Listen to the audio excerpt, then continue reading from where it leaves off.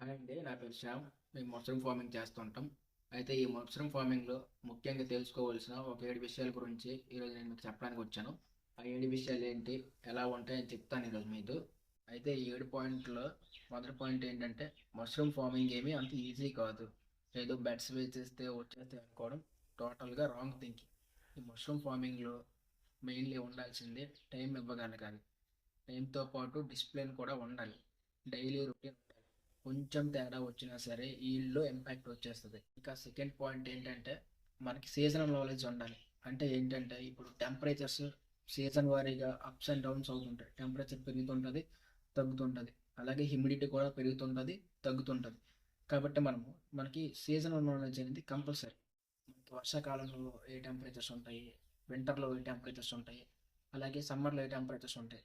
ఆ టెంపరేచర్స్‌కి అనుగుణంగా మష్రూమ్స్‌కి మనము ఏ వేరియంట్ ఆఫ్ మష్రూమ్ చేస్తున్నామని చెప్పి ఆ మష్రూమ్‌కి ఇప్పుడు మేమేసేది ప్యాడిస్ట్రా. ఈ ప్యాడిస్ట్రాకి ఏంటంటే మినిమమ్ 30-35 డిగ్రీస్ టెంపరేచర్స్ కావాలి సమ్మర్‌లో. ఓకే. వింటర్‌లో అయితే మాత్రం ఈ మష్రూమ్ అనేది వర్కౌట్ అవ్వదు.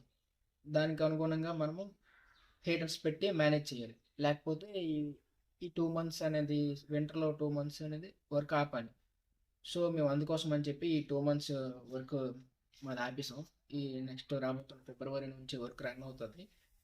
మనకి సీజనల్ నాలెడ్జ్ ఎంత ఇంపార్టెంట్ అంటే మెయిన్‌లీ మనకు మష్రూమ్ ఈల్డ్ ఇంపాక్ట్ చేసేది ఈ టెంపరేచర్స్ అండ్ హ్యూమిడిటీయేనండి. ఈ హ్యూమిడిటీ ఎంతుండాలి, టెంపరేచర్స్ ఎంతుండాలని మనం మెయింటైన్ చేసి చేయగలిగితే మనకి మంచి ఈల్డ్ అనేది వస్తది. సో, మనకి సెకండ్ పాయింట్ ఏంటంటే సీజనల్ నాలెడ్జ్ కంపల్సరీగా ఉండాలి. ఇకపోతే మూడో పాయింట్ ఏంటంటే స్ట్రా సెలక్షన్ అండి. స్ట్రా అంటే గడ్డి.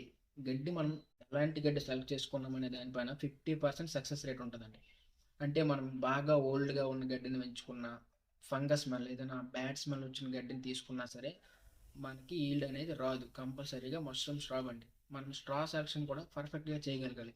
ఫ్రెష్ స్ట్రా అయ్యి ఉండాలి. గోల్డెన్ కలర్‌లో ఉండాలి.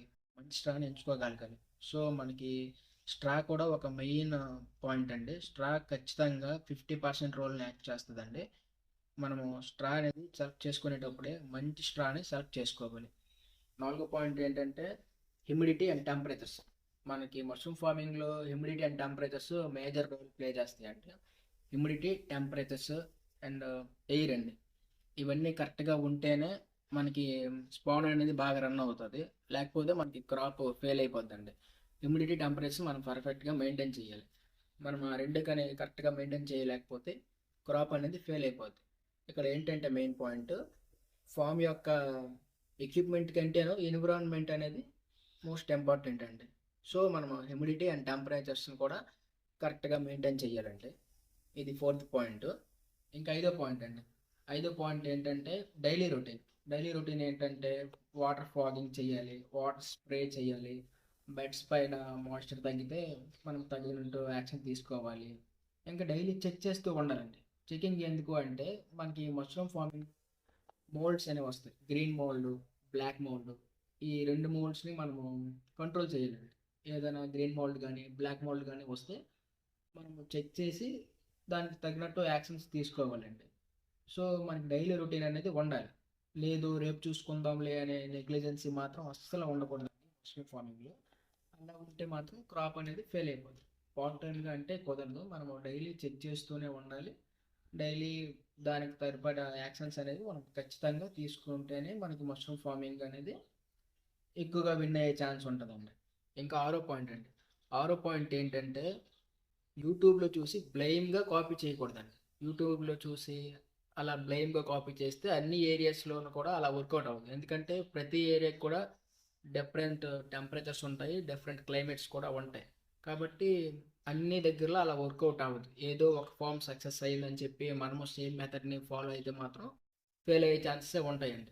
అండ్ మనకి ప్రతి ఏరియాలో కూడా స్ట్రా కూడాను వేరే వేరే రకంగా ఉంటదండి.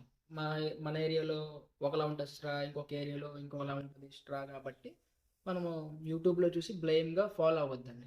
మెయిన్‌లీ గుర్తుంచుకోవాల్సిన విషయం ఏంటంటే యూట్యూబ్‌లో చూసి అలా ఉంటది, ఎలా చేయాలి, అలా చేయాలి అని చెప్పి మాత్రం కాపీ మాత్రం 100% కాపీ మాత్రం ఎప్పుడూ చేయకూడదు. మన ఏరియాలో టెంపరేచర్స్ ఎలా ఉన్నాయి, దానికి సరిపోతాయా లేదా, ఇవన్నీ మనం చూసుకొని మాత్రమే ఈ ఫార్మింగ్ చేయాలండి. ఏడో పాయింట్ ఏంటంటే ప్రిపరేషన్ అండి.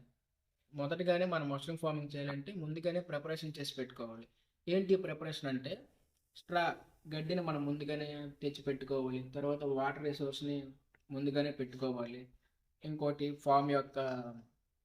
ఫామ్ వెంటిలేషన్ కూడా చూసుకోవాలి. తర్వాత పవర్ కనెక్షన్స్, డైలీ ప్లాన్ కూడా మనం ముందుగానే ప్రిపేర్ చేసి పెట్టుకోవాలండి. మేము కూడా ఈ ప్రిపరేషన్స్ ఎలా చేస్తున్నాము, స్ట్రా ఎలా స్టోర్ చేస్తున్నాము, ఇవన్నీ కూడా తర్వాత వీడియోలో చెప్తాను.